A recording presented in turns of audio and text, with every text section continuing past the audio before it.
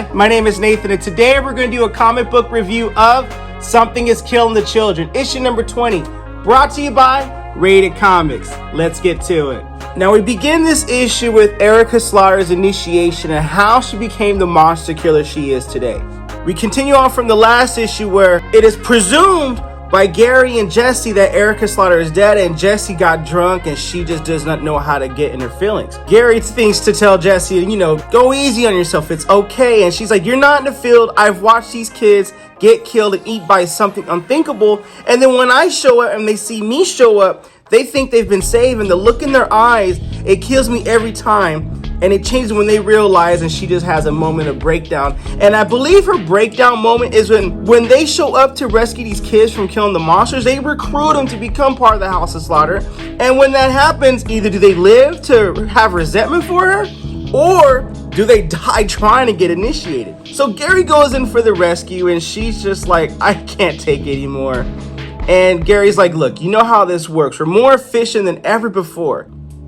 And when she's like, yeah, but with these kids getting initiated, when we recruit them after killing these monsters and saving them, we do that because there's less of a chance of the story spreading, because they have to keep their House of Slaughter a secret from the public that monsters exist.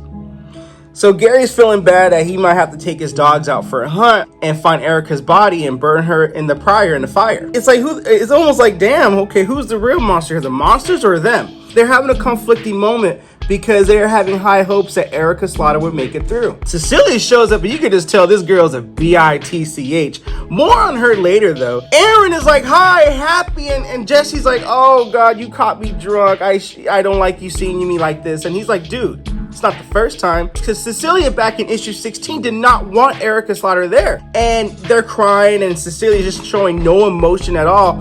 And Aaron's like, you guys are talking like she's dead. She's not dead. I know she's not dead. He had faith in her.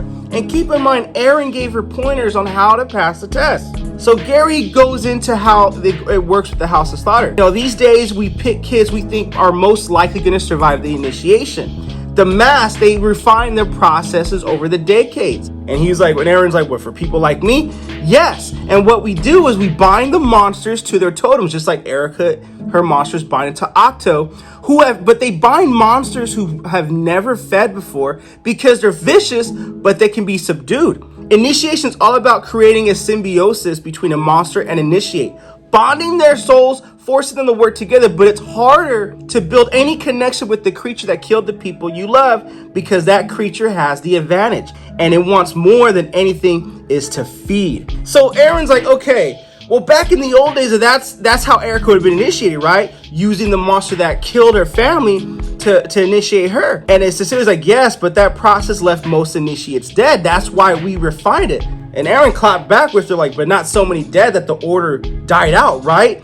They're like, okay, Aaron, hypotheticals. I brought you here to teach you a lesson, and that's to clean up the mess of Erica Slaughter's body. And Jesse's like, dude, now you're just wrapping my failure in my face. Okay, now here's where the best moment of the book happened, in my opinion, when Erica's like, hey, people, what's up? And the look on their face is like, hey, all except for Cecilia, who has to cough and eat her own words. Yeah, that's right. How does it taste now? And Gary is so happy, picks her up like, get the steaks, we're having a party tonight. Jesse gives her a big hug. Everything's all good. They go back in the house to get coffee to kill off the drunkenness. And you can just tell Cecilia has no emotion to this at all. She just shakes her hand like, well done. I'm going to call the others and let them know that Erica Slaughter will be staying with us for the long haul. So get her mask ready. Aaron's like, okay. So he looks at her. He's like, they thought you couldn't do it, but I knew you could. And Erica's like, well, thanks. And he asks her, where are you going to get your tattoo? Because that's the thing. Once you pass the test, your initiation, you get a tattoo. So Gary gives Erica the tattoo, and he tells Erica this is one of his favorite part of the jobs. And they have this cool banter dialogue and getting to know each other, showing some levity. So he explains to her, the tattoo means you're a member of the Order of the St. George. From this day forward, you'll take our name of our house. So from now on, you'll be Erica Slaughter. That's really cool how she got her name, and you can tell her eyes go wide, and it's just awesome. So he explains how it works. A few years down the line, when you're trained, you have to prove that you can kill a monster with the skills you've learned. And that's how you get the mask with the teeth. And we see a teenage Erica putting on the mask with the teeth because she did with that. And a few years after that, when you're almost done being a teenager, there's a final test. And when you pass that test, we'll perform the rite of trepanation on you, so you'll be able to keep seeing monsters when you become an adult. And then she gets that mark on her head for the trepanation. And then Erica's like, so then I'll be a hunter like Jessica? Pretty much, yeah. Now, I always wondered what were the colors of the mask and what each of the colors meant. And he goes into that. So the red masks, back in Chicago, you'll see a lot of them. They're like the Scarlet mask. They're the servant kids because they tend to the house and they change the sheets and serve your meals. But they're not just, bitches, Their function is to keep the bookkeepers of the order and track the lives of all the hunters when things get messy. That's what they're there for. The black mask, which is what you are, what you're going to become, is the most thankless job because you're like the Swiss Army knife for the order. You're sent to hunt alone and train to take down monsters by yourself. Now we get to know who the white mask are, Cecilia. They are the pack hunters. Now we get to know why she's the way she is. They're trained to work together as a unit to hunt down some of the biggest monsters that pop up in the country. But Gary tells her, I'm going to tell you something that I don't ever want you to repeat. The white mask are the biggest a-holes in the order because they take down big game, so they think they're hot stuff. All that in a bag of chips. Truth be told, if any one of them found themselves alone with something halfway dangerous, they wouldn't be able to cope. Now, the blue mask, which is what he is, they built all the monster hunting weapons and handle all the tests of skill to make sure the hunters are safe. So these days, it means a lot of computer stuff, and Gary can make news story go away like that.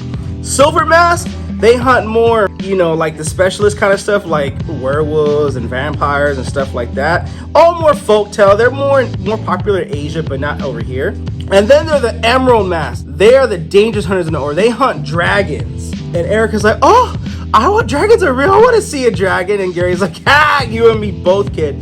But it turns out, speak of the devil, Erica is going to meet the dragon. He's the leader of the hoarder.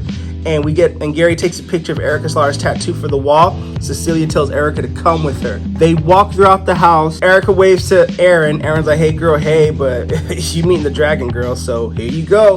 And it's a perfect scene where it's just dark and fire just to kind of embody the dragon and set the tone for this. He brings down her wall a little bit, so to speak. He offers her gummy bears and she's like, yeah, I like them. And he's like, ain't you told me about your stuffed animal? That's Octo. It was his name, Octo. I don't know if that's his name anymore. He tells Erica, that was a powerful beast you tamed. You must be furious. And Octo, the monster that she killed before, that Jesse trapped in there, said, she bested me once before, but never again. I'll pick my teeth with her bones in the end.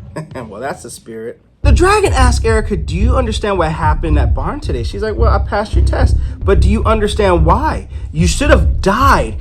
You should have died either in that house when he attacked your parents and friend or in that barn. It's quite remarkable that you didn't. I must say you have a sharp edge and a tongue to you. And it's almost like instead of praising that she conquered a mountain, it's almost like you must be a savage and a train wreck to conquer that kind of monster. And he tells her, I wager that your parents would know how to deal with you, and you got angry with them. She's like, well, it wasn't like that. And he gets more personal with, I bet they stayed up late at night talking about how they didn't know what to do with you, how to cope with you. No, then why else would you have passed that test? And then she's like, with her head down, I don't know if she's feeling shame about it or just being frustrated about it.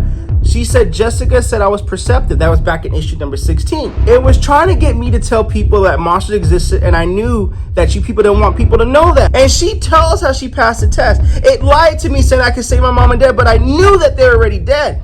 And the dragon's like, well, if you had enough empathy in you, you would have done anything in your power to save them. Yeah, but they were already dead. It was a trick. No, you passed the test, little girl, because of what you are. And what you are is a monster. But our systems are clinical, and sometimes our recruits are too cold. And our house hasn't had someone like you in a very long time. You are a monster. Only a monster can kill monsters. You were meant to die, and you live because you are a monster. And the tame a creature as you have, that speaks to your power. And she's like, but I'm a little girl. I'm just a girl. Not anymore. It's a very, I think this is a clapback moment or a recall back moment to issue number 15 when he tells her that he was proud of her. He does have high hopes for her, and we get to know Erica Slaughter as a character. And I'm gonna leave a little meat on the bone for you guys in case you did decide to get a copy of this issue. Link in description, by the way, which I feel this is a great conclusion to who is Erica Slaughter, and I think it was the perfect amount of issues, 16, 17, 18, 19, 25 issues in total, to sum up her origin. It wasn't too long and it wasn't too short. Could have been shorter, perhaps, but it wasn't too long. And from what I gather with James Tynion IV, he shells out his writing, and I understand this is going to be a Netflix show. Perhaps he shelled it out for the Netflix to have something to go off of, but I thought this was great. You will not regret adding this to your personal collection. You will have a thoroughly enjoyable read. And my favorite part was the mass colors and their rankings of what their roles are. With that being said, Something is Killing the Children, issue number 20. What you guys think of the comic book? Comment below, let me know. Also, if you like the content we're throwing up, you know what to do. Don't be shy and don't be stingy. Here at Rated Comics, we do awesome comic book reviews, comic book related content with the occasional comic book giveaway. Thanks again for watching. Until next time.